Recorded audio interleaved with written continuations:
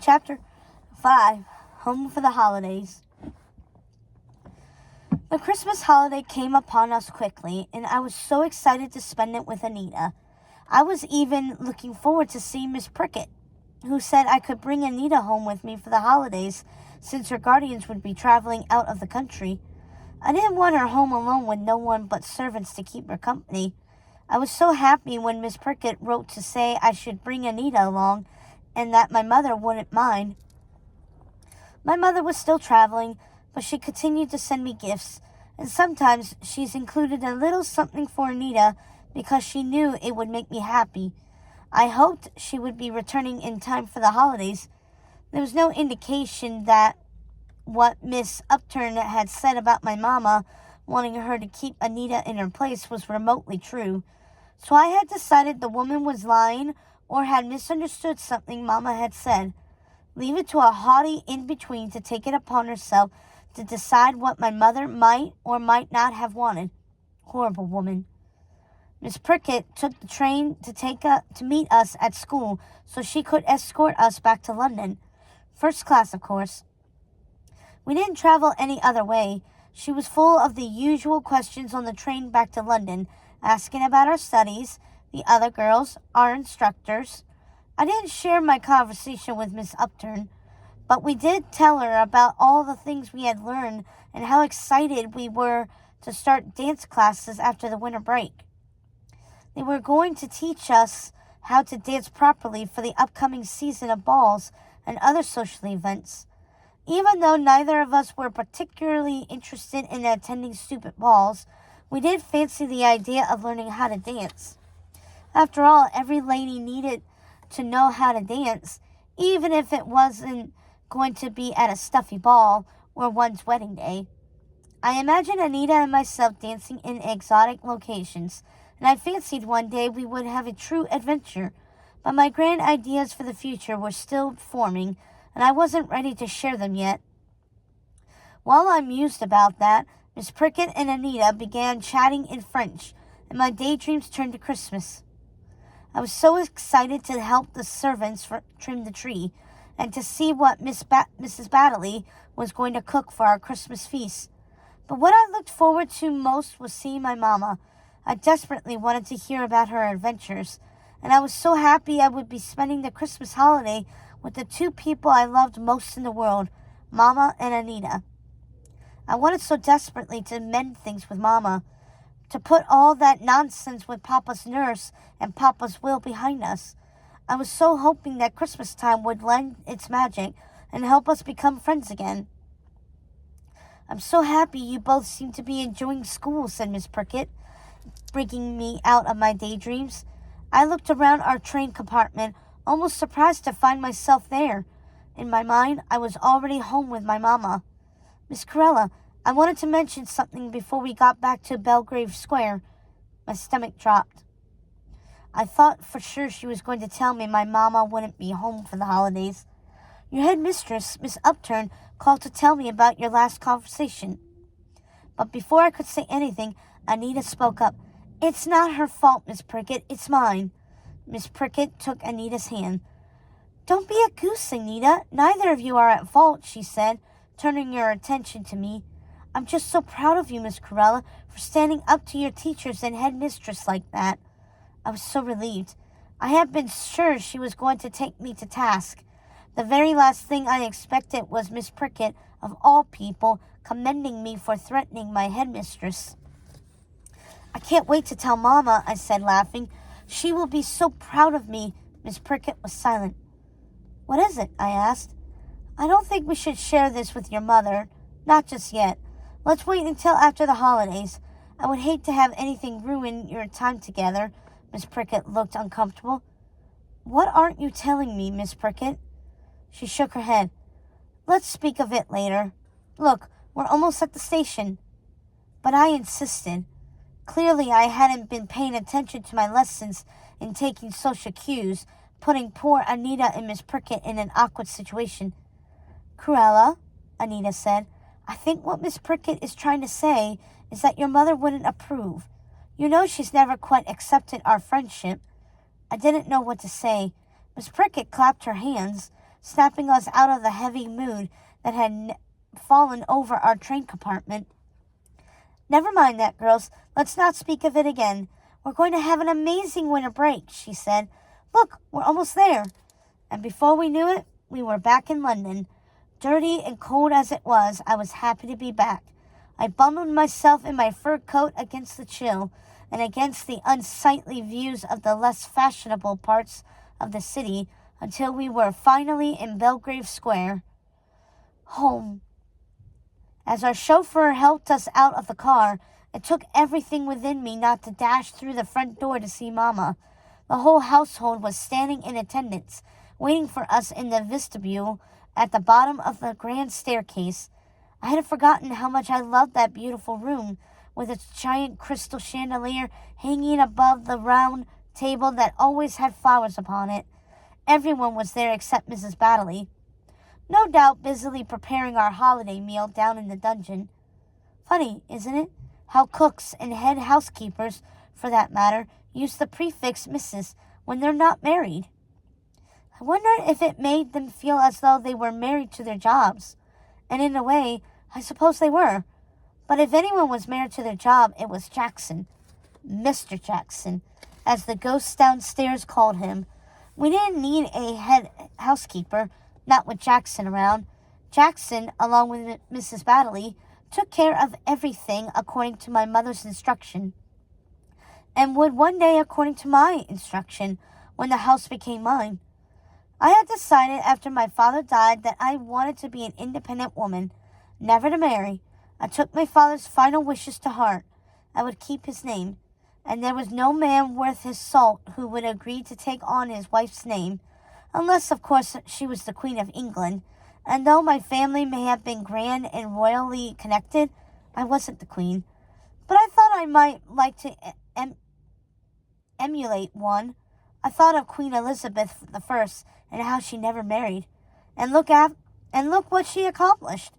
I always felt I was destined for greatness, and look at me now, more fabulous than ever, like a queen.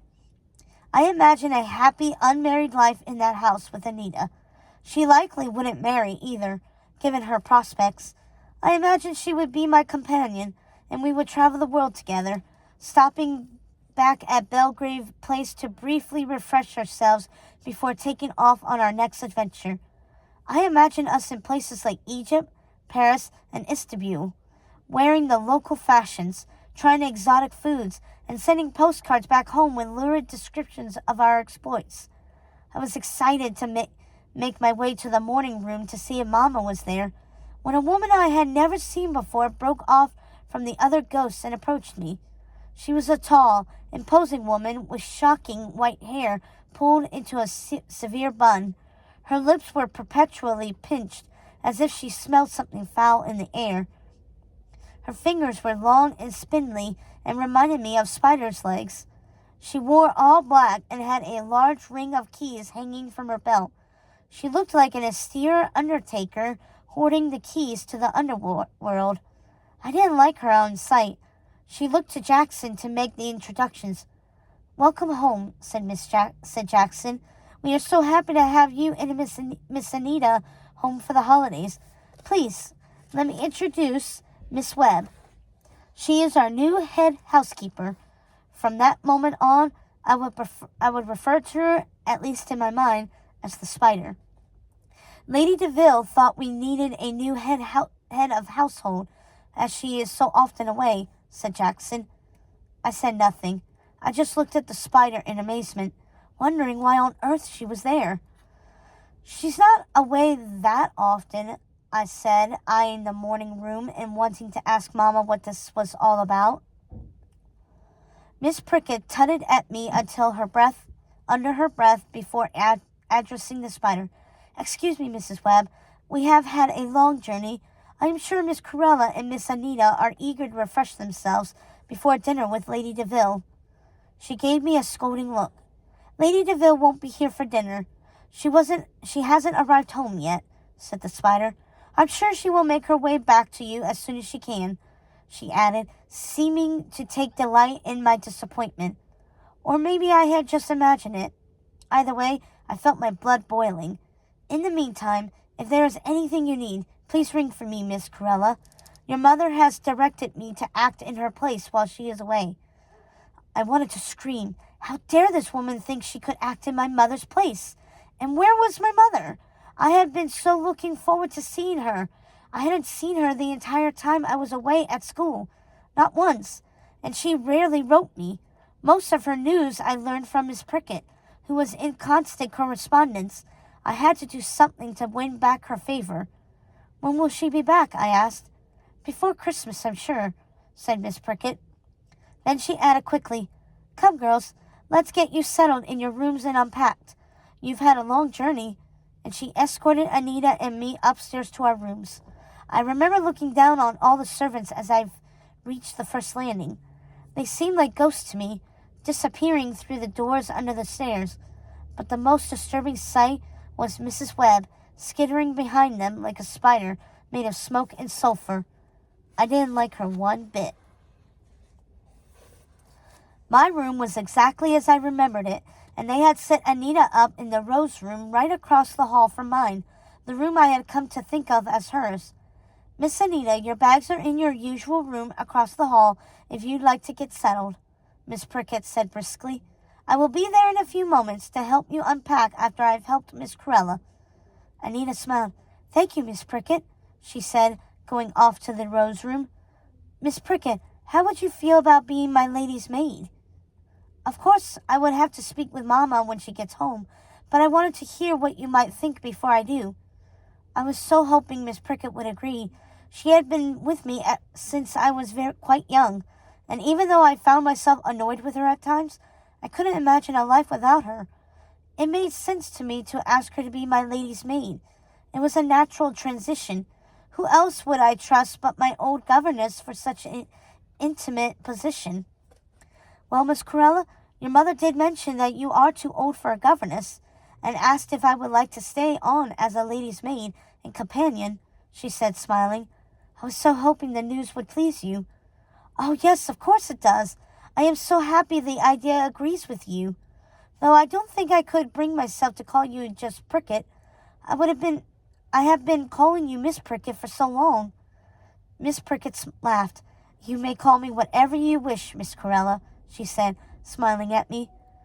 "Speaking of new positions in the household, I was curious what you could tell me about Mrs. Webb. Is she settling in?" I asked. "Oh, she's settling in well enough." Miss Prickett was being her usual discreet self. She would never say a bad word about anyone. Well, that wouldn't do. If Miss Prickett was going to be my lady's maid, then she was going to have to act like one, and that meant giving me all the gossip from downstairs. So I prodded her a little, making it clear I didn't care for the woman, hoping Miss Prickett would open up to me. "I just don't see why we need her. We were doing perfectly fine before. I wonder if Jackson and Mrs. Baddeley resent her presence. I know I do, the odious spider that she is." "Oh, Miss Corella, don't speak about her like that." Miss Prickett wasn't taking the bait. I walked over to my vanity, sat down and put on my jade earrings while I watched the woman who had cared for me my entire life unpack my trunks. I felt a tingling thrill at putting on the earrings. I felt more like a powerful woman when I wore them, and I realized in that moment my relationship with Miss Prickett had shifted. I was no longer her charge, but she still acted as though I was. It was an adjustment to be made in small steps, and I was about to take the first step. "Miss Prickett, if you're going to be my lady's maid, then I expect to hear all the gossip. Mama tells me she hears about everything that goes on downstairs from Mrs. Smart, her lady's maid." "Oh, I don't know, Miss Corella." She pulled a freshly pressed dress from my closet. "This will be lovely for dinner tonight," she said, trying to change the subject. "Come on, Miss Prickett, spill the beans. I insist," I said, laughing and hoping to entice her. "Well," she looked to the doorway to make sure no one in the hallway listening. To hear Mrs. Baddeley tell it, Mrs. Webb appeared at the servants' entrance like magic, in an ominous puff of black smoke, with her bags in hand and a note from your mother explaining her new position. Your mother had arranged it all without a word to Jackson, not even a note ahead of time to warn him of her arrival. Jackson was horrified they hadn't arranged a room before her arrival. Jackson may have many talents, but as far as I know, fortune-telling isn't one of them, I said, making Miss Prickett laugh. Well, he was stoic as ever. You know, Jackson, it was fun talking with Miss Prickett like this. I felt older, more mature, and she was talking to me like an adult rather than scolding me for this or that like a child. It was fun laughing with her. I hadn't realized she was such a funny woman. You seem to have been spending more time downstairs, I said. When your mother suggested I become your companion, I thought it would be best to get to know them, and I thought that was a capital idea. Good, I said. Gain their trust. I want to know everything that goes on down there. You're sounding more like your mother with every moment. She looked at my reflection in the vanity mirror, a line forming between her brows for just a moment. Then the look passed. Thank you, Miss Prickett, I said. Now tell me more. Well, Mrs. Baddeley was in a right state when Mrs. Webb arrived, crying her eyes out because a strange woman would be supervising her larders and going through her receipts. Just this afternoon, I walked in on them in the kitchen. I heard Mrs. Baddeley screaming at the woman, "You keep out of my third shelf now." That made me laugh. What's in her third shelf down? Surely she wasn't referring to what I'm imagining, I said, making Miss Prickett laugh again. You're cheeky as ever, Miss Corella. I think that's where she keeps her receipts, she said, laughing. Well, we can't have Mrs. Baddeley in tears, can we? I said as Anita came into the room. I hope I'm not interrupting, she said in her customary shy way. Come in, Anita, I said. You won't believe the gossip. Miss Prickett here was telling me the spider already has Cook in tears. Anita blinked a couple of times. Cook? Since when do you call Mrs. Baddeley Cook? I didn't know. I think that might have been the first time. Well, she is our cook, isn't she? And that's what Mama calls her. Anita clearly disapproved. Well, I've never heard you call her that. I bet Arabella Slapton calls her Cook by her title rather than her name. I thought maybe Anita was right. She usually was, but I was so eager to make Mama happy with me again. She always wanted me to be more grown up like a lady. Maybe this was how I could please her. Maybe if I acted like her, she would like spending time with me. Maybe she would stay this time. Well, perhaps Arabella is onto something, I said in an offhand way, eager to change the subject. Who in blazes is the spider anyway? Anita asked. Poor Anita. She was very smart, but sometimes she really did have trouble keeping up. I laughed. Oh, what's her name? Mrs. Webb. The head housekeeper. The stodgy, skulking creature we met in the hall. Looks like a spider. You remember? Anita laughed. Yes, I suppose she does look like a spider, she said. Shame on her for making Mrs. Baddeley cry. Yes, I said, laughing even harder. I suppose Mrs. Baddeley won't be making her jellies any time soon. Anita and I burst into giggles all over again. Miss Prickett put a hand to her mouth. Come on, girls, let's stop talking about poor Mrs. Baddeley and stop calling Mrs. Webb the spider. It isn't very nice. I took a deep breath. It was time to take another step forward in my new relationship with Miss Prickett. Miss Prickett, I think I will call Mrs. Webb whatever I please. Miss Prickett looked surprised, but she wisely kept her mouth shut. Then I remembered something. Oh, Anita, I almost forgot. I have the most splendid idea for an adventure during our holiday. If Mama agrees, I think we should take a trip together. Miss Prickett can chaperone, can't you, Miss Prickett? And really, it would just be for show. You don't have to accompany Anita and me on all our excursions. Yes, Miss Corella, I'd be happy to, she said, looking a little sad. Miss Prickett, we are going through an adjustment, aren't we? It will take a little time, don't worry. Eventually, we will both find our proper places, and you will think of me as your superior rather than your charge. Though I don't think we need to be too stuffy about it, don't you? Since we are almost friends, you and I. Her face fell even more. I realized then that Miss Prickett had thought of me as a friend, or perhaps something more. Oh, Corella, said Anita, but she stopped at that. I didn't need Anita to tell me I had hurt Miss Pricket's feelings. Well, it had to be done. I couldn't have a lady's maid who treated me like a child. Come on, I said, changing the subject. Let's finish getting ready. Jackson is going to ring the gong for dinner at any moment now. But they didn't move. What? I said. Why are you looking at me like I killed a puppy?